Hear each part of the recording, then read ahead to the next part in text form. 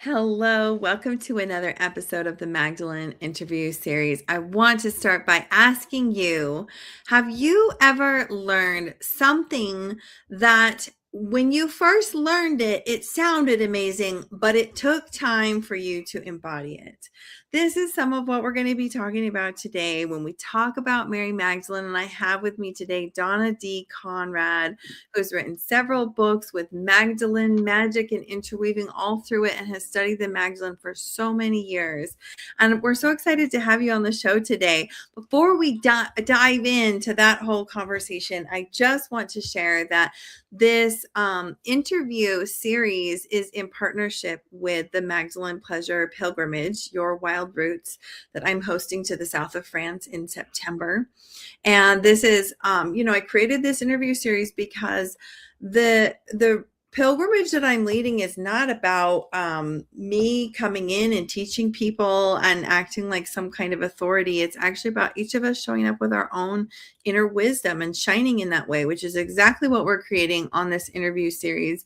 And we know that when women can come together and drop the sister wounds and drop the mother wounds and drop the walls of defense, we go so far when we can deeply celebrate one another. So if that interests you, I'd love for you to reach out. And without further ado, please meet Donna. Donna, will you please introduce yourself and tell us a little bit about your work? Oh my goodness, yes. Donna Conrad. I have been an author for quite a while, and I discovered Mary Magdalene back in 2001 from a Magdalene scholar who said she thought I would really relate to this incredible woman, and so started educating me about that. And I have written in historical fiction. I have The Last Magdalene, book one is out now. And it's going to right now be a 6-book series, and it follows the Magdalene's life. I am a history and English major, so I'm blending the two. Anything that can be proven from that time is proven, but it is historical fiction. So I put my own, let's say, prejudice and impressions and intuition into the book, based firmly within the time period. And that, if that is, if that makes sense. Absolutely. That sounds so fascinating. Wow. Well, let's start with this question then. When do you feel like, kind of harkening back to our original question, when did you feel like the Magdalene shifted from someone you were studying, someone you were learning historical facts about, to someone you felt connected to, or someone you felt like you also related with or were embodying some of those teachings? I would say that would have to be when I was in southern France. I was visiting some of the sites that are sacred to her. And she was this historical figure, and she was this religious figure that I knew very little about. And at the cave at Saint-Baume, and you climb up, for anyone who hasn't been there, you climb up this winding path and steep stone stairway, and you end up inside of this massive cave, and there's water running inside of it, and they have converted it into a church where they do hold mass. And for me, though, it still held an essence of what it could have been like 2,000 years before. And I firmly believe that the Magdalene went there for solace, for succor, for solitude, and lived a part of her life in that cave. And I think being in there and feeling um, the history made her real to me, and yeah, Mhm. allowed me to accept that there is a deep, moist, uh, fecid place within myself where I can get in touch with who I truly am. And to me, that's what the cave symbolizes. Wow, that's so beautiful.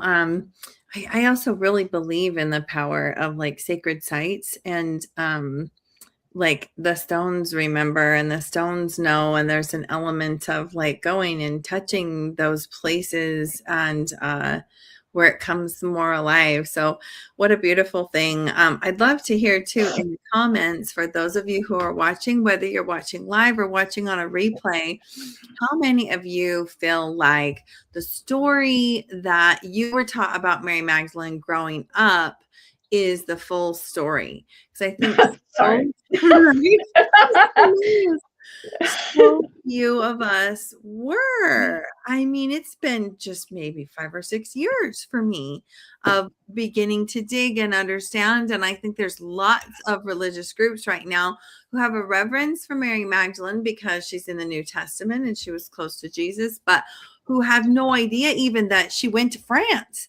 That's well known now more so in the Catholic conversation, and certainly in the wider mystic conversation. But yeah, we'd love to hear from you in the comments because I think, yeah, it looks like for you, Donna, the deeper you got into the history and the culture and the lived meaning about Mary, that she came alive for you in a way that clearly has changed your life. You've written a bunch of books about her.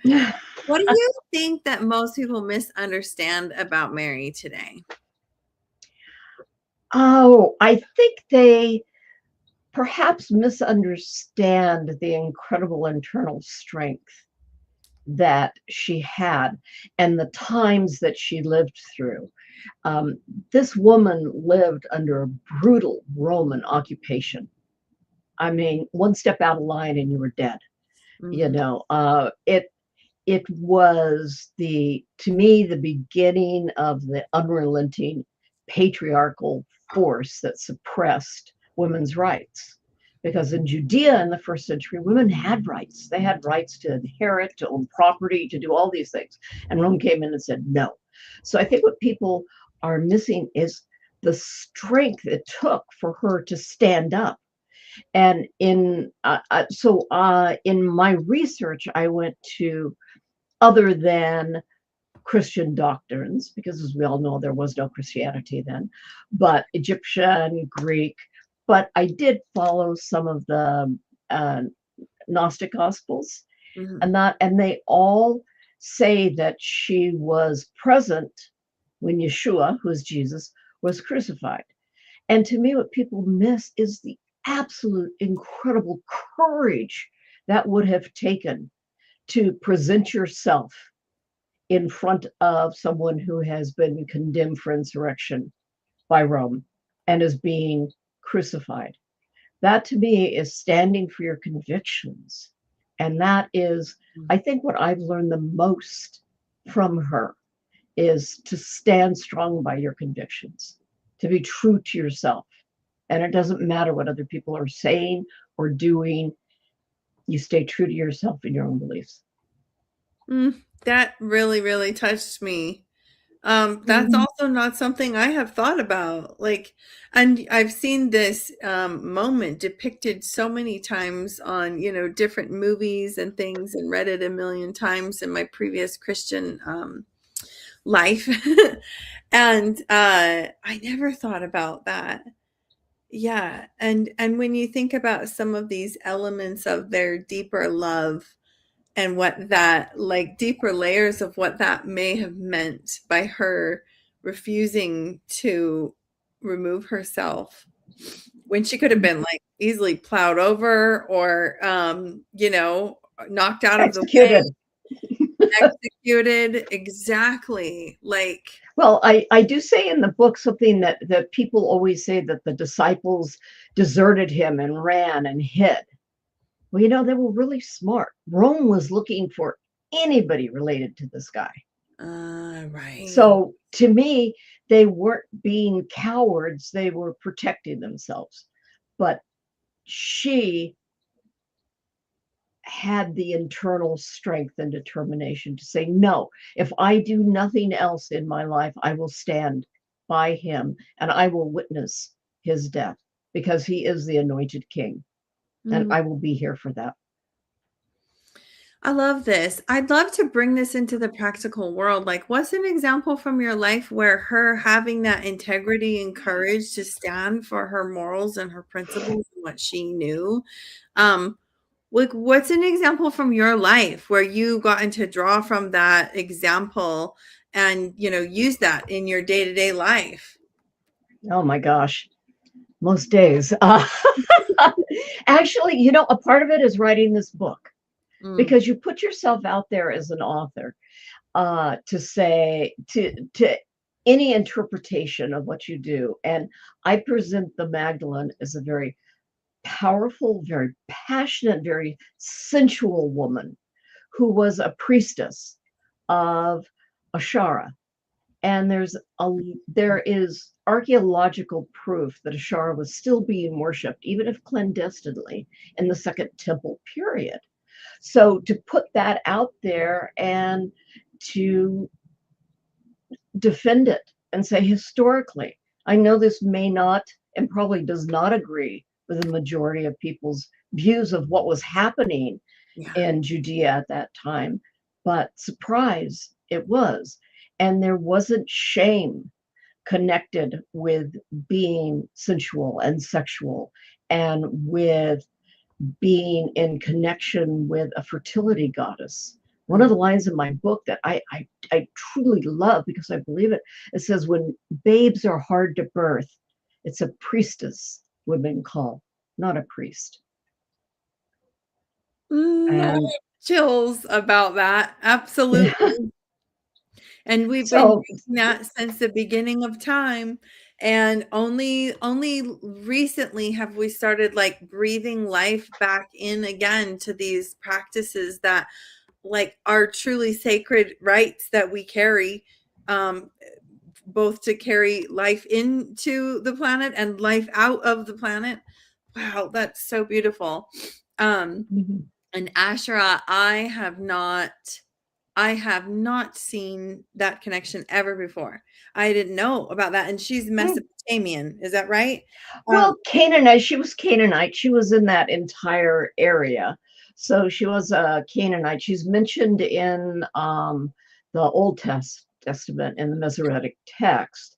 And it is a part of it. So asharas were usually made out of wood or out of stone, and they were small figures shaped like a woman generally. And we found them in Second Temple period, which is basically first century current era and before current era. And they have grooves where someone's thumb has rubbed them, that it's a talisman. yeah. And she is very much, she is it's said that she is the sister and the daughter of Isis. And Mhm. so she was in that entire Mediterranean basin area, and she was a fertility goddesses. All goddesses were. I mean, they were the life giving force.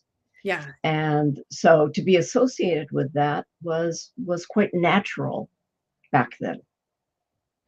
And it was interesting to me. It's only been maybe in the last year that I started. I've been in deconstruction of Christianity as I knew it for about the last 2.5 years, and recognizing that this idolatry that's constantly talked about all the time was actually a way to disempower the people from their religious practices. Because if you didn't read, and you only had this image thing to hold, and that was the way that you poured your heart into devotion, and now you don't have that, you have less and less access to the core doctrine, and therefore you're more easily manipulated by governments or by the church or by whatever. I Mm-hmm. don't know. Yeah, I'd love to hear you speak in more to that if you have anything to say about that. Oh, too much to say about Oh, you're so fun. We have to do this more. too much. Yeah. Ask anybody that's been in any of my workshops with that. Yeah. To me, the shame that has been heaped upon women for sexuality, for sensuality, and it goes from blame to shame to punishment. Yeah. And it is like it's not okay. I don't know how else to say that. I mean, standing up strong for something is to say no. Women are not temptresses. Men may be excited sexually by a woman. Is not her fault. Yeah. It is what one of my favorite teachers and closest to my heart said, that you take personal responsibility. Absolutely. So to me, if men would take personal responsibility for their sexuality and women take personal responsibility for their sexuality, then we have some equality here, and there doesn't need to be shame, blame, punishment that usually goes Yes. towards the feminine. Although I will say that playing with temptress energy is quite Oh, oh, quite fun. But that's a conversation uh, for a different. oh, we can go there too. Absolutely. You know, it is something to me. It's a difference between sensuality and sexuality. Mm, And mm, sensuality calls just from deep within a person, yes. and It creates it this is magnet. fun. Yes. Yeah, Exactly. It creates this absolutely. magnet, and it's like, and I love this element, like when I'm in that space, it doesn't matter if I'm, what I'm calling in. I'm just calling in what I want. And it doesn't have to be a partner. It can be another client. It can be a collaborative partner like you. It can be, an opportunity that I've really been wanting or whatever. Oh, it's such fun energy to Well, play. it is, and to me, the whole temptation. I mean, we've got to go back, of course, to creation mythology, and with Adam and Eve and the temptation for knowledge. And to me, temptation is a motivating factor in any type of personal expression, personal evolvement, if you want to. So, if you're not tempted to do something, you're probably not going to make any changes in your life. Yeah, yeah, absolutely. And It's so, very temptation is wonderful. I love how you are breaking down some of these words and helping us to really think differently about some of these broad stroke concepts. It's so cool. I'd love to sort of shift our conversation a little bit and talk about crossing traditions, lineages, where our spiritual traditions are coming from. You mentioned you were raised in a Celtic tradition. You studied Christian and Hebraic texts. And I'm curious how all of that has shaped your understanding of the Magdalene. Oh, that's a tough one. You sprung that one on me. Um, I think in studying the Hebraic and the Christian text, I began to understand how biased it is, and how biased towards what we now call the patriarchy, which to me is not Mm, necessarily only masculine. It's any for group of sure. people that demand unquestioning submission to their authority. So that can be anybody Absolutely. who does that. So then you go to the Celtic tradition, which I was raised in, that is an earth base, which means you honor and accept life, death, rebirth. You accept all of these things, all the different phases of life, of nature, of the year. And it's the Celtic wheel of the year that goes from what we call Halloween, Samhain, which is the beginning of the new year, and goes through all of the seasons and the variations. And what I was taught is the Celtic tradition, and my mother always says, it's not particularly what you do, it's your intent that you need to answer for. Why did you do this?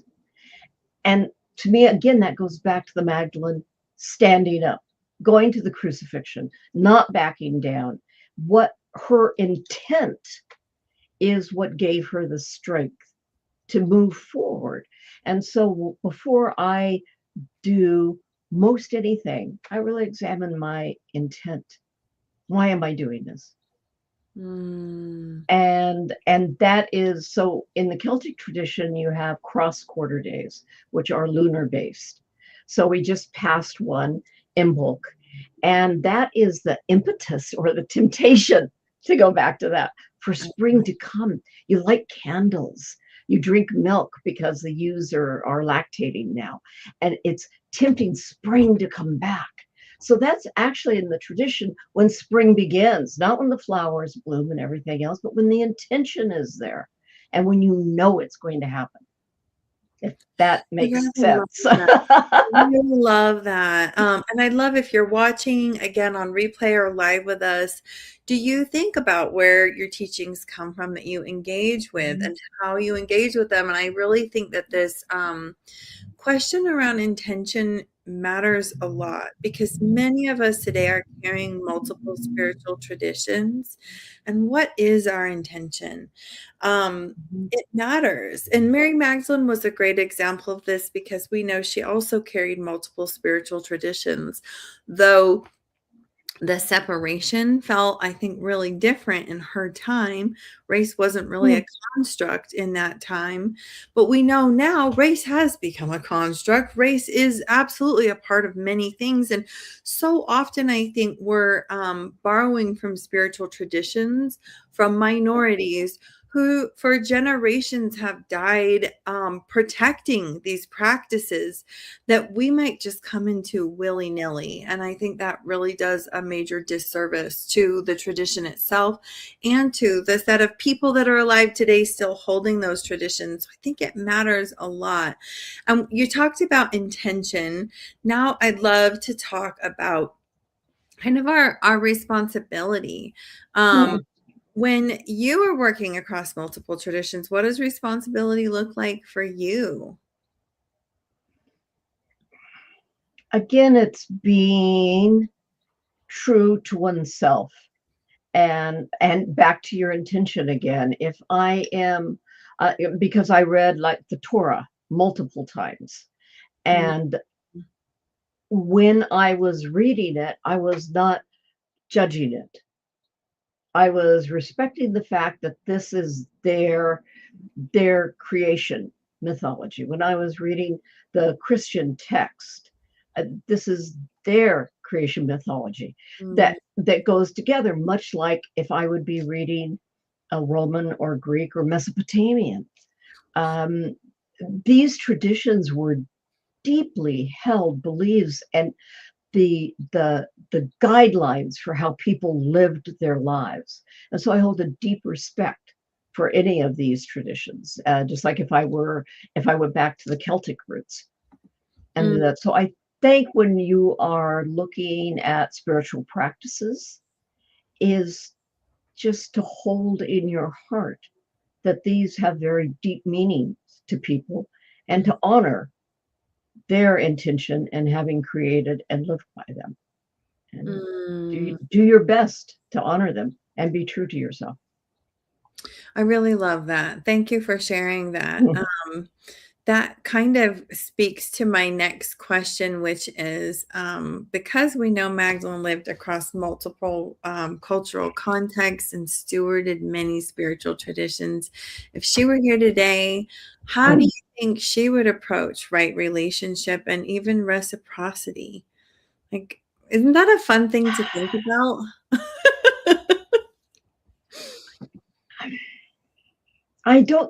Okay, to be honest, I don't think I'm following your question. Are you looking at how would she deal with appropriation of Yes. other cultures? Oh, okay. Yes. I don't know. I think again she would be open to the heart of those traditions. So there are some traditions out there that are blatantly harmful to the earth, to other people. So I think she would take that into consideration. Yeah. I think she would take what is it that is of benefit to the heart, to the soul, to the spirit that animates each of us and animates the earth and is the connection between us and divinity. And divinity is different than God or goddess, but to the unknowable. So I would think she would stand on that ground. I keep using the word stand with her. Yeah, she was, and you can see on the book cover she's standing. The tower, right? The tower. Yeah, exactly. I appreciate your honesty and also your like, wait, where are we going exactly with these questions? Yeah. Because for me, it's something I'm very new at. It's something that asking myself, how am I in right relation is not something I had asked for many, many years. You know, for me, getting into deeper spiritual practices came from basically onset and diagnosis of PTSD. I'm finally getting to the point where I was like, well, I've tried all the medications. I have depression. I'm so happy. I've like have all the boxes checked in my little family and everything. And I feel crazy. So I'm going to start looking outside of myself for, and outside of the things that I Mhm. was raised with for peace and for healing.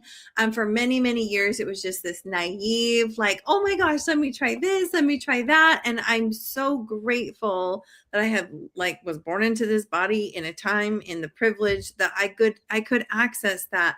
But I'm now getting to go, oh, wait a minute. And I stepped on some things when I was doing that. And I'm asking myself this about so many of the traditions like that I have come into relation with, and like, what does reciprocity look like? For the fact that I'm in love with chanting of, Sikh, beautiful Sikh Gurmukhi texts. Like, what does right relation look? I don't know. I don't have the answer yet. And I'm just asking these questions. And it's mattered to me to come in and ask these questions on these calls because I think that a lot, what I discovered in, beginning to run this retreat and having more conversations with women around their Magdalene is that it's become a white saturated space. And I'm like, Mm. well, there's definitely women of color who have a lot to say about the Magdalene. How did our voice get so dang loud? And I'm like, it's because nobody's asking these questions. So We do tend to be louder. But I would say so. In my time, I mean, I was raised Celtic. I studied Tibetan Buddhism for quite some time and had a wonderful teacher um, from Tibet, actually. mm, And as long as I felt a connection between myself, my inner self, and the unknown, that to which I was moving towards, and mhm, that felt like it was an alignment. I didn't feel like I was co-opting anything, that I was being respectful, that I was appreciating the tradition and understanding it in my very limited manner, but mhm. it still had a place for me at this time. And then when it no longer served or I no longer served it, then I move away very respectfully.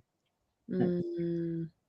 I I, think a I, lot of it comes to respect and to the feeling, like what you're saying with the you said it was Sikh. yeah. Yeah, the Sikh. If you appreciate it and honor it, you're not defaming it. You're not using it for your own personal gain. You're using it for your betterment and the betterment of the world. I see no harm, no foul. Hmm. Thanks so much for having this conversation with me today. I think I would love to ask one last question before we wrap up, and you can tell us, the things you have coming up and stuff like that. It's just maybe as we take a moment and kind of drop into this energy or frequency or archetype of Mary Magdalene. And from that place, what do you feel like a message that she would have for people today, maybe for women today? What would she say?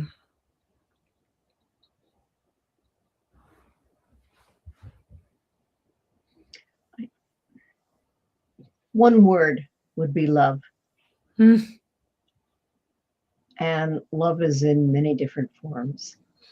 But if you truly love, I think you walk the path you're meant to walk and that you do no harm. Well, I don't know what it was. You said that word, it like pierced straight to my heart. Yeah, love is an incredibly powerful word to me, and it's a feeling that I associate with the Magdalene in so many different ways throughout the book, throughout the whole series, because I'm going through her entire life, to write that and seeing her grow and become the incredible teacher and healer she was. And I think at the root of all of that was the ability to allow ourselves to truly love. And that means being vulnerable. Mm-hmm. And love deeper and deeper. And I think just to kind of circle back to some of the questions that I have intentionally brought into this conversation is like, it as white women, if we're going to step into these spiritual spaces and then use it to bypass where we only feel love and light all the time, the reality is love breaks our heart wide open. And the deeper I have gotten in touch with these like true ancient feminine principles and deities and practices, the more that my heart is like, I mean, I have to go like, oh, can I be with all of this? Because in my privilege, it was very easy for me to have blinders on and be like, that's somebody else's problem. I'll pray for you from over here, instead of like, let me really be with all that is happening on this planet, and then just trust and ask, what is my next step? What is my next action? Like, show me how to live my life in love as an offering. So, and I feel that. Precisely. That's beautifully said it. I would agree with it 10,000 times. Donna, thank you. Well, this has been such a Okay. great conversation. I like want to pick your brain on all the things, but that's why you wrote Good. books. So we need to That's go. why I wrote books. We need to go and buy Donna's books. And Donna, you want to share anything with us that you have like an uh, upcoming class or anything like that? oh, before coming up, I would like to encourage everyone who is watching this, go to France. Go to where the Magdalene walked. Her energy is still there. Go go with someone who knows what her energy is and is willing to, I hesitate to use the term, you correct me if I'm wrong, to initiate. And that doesn't mean to make something mystical out of it, but to allow to open a gate so that you can walk through. And walking through those gates in France is different than walking through them anywhere else, to me. So that was, go to France. Just go. You. Thank you. Thank you. To the south. Absolutely. Absolutely. Definitely. Okay. And for Yeah. me, my next Yeah. books are coming. Yeah, my next books are coming up. The next, each book is following the Magdalene through her life, through the major portions of her life, and the next one takes place in Alexandria, Mhm. Egypt, and hopefully will be out this year. And from there, she's forced into southern Gaul, which is now southern France, and her life there, where it begins to coalesce, and she makes all that she's experienced and been taught, um, into her own brand, so to speak, into her own teachings, which are quite profound. So Wow. that's where we're going. Sounds so amazing. Thank you, Donna. We've also included links to be Thanks. able to connect with her further in the description. So go check her out, give her a follow. What a great conversation. And thanks Yeah, everyone for watching and tuning in. We'd love to hear that's your good. thoughts, your feelings, your questions, anything like that in the comments. We'll keep an eye out over the next several days to check back in and answer those things. And we'll see you again next time on the Magdalene Interview Series. Bye for now.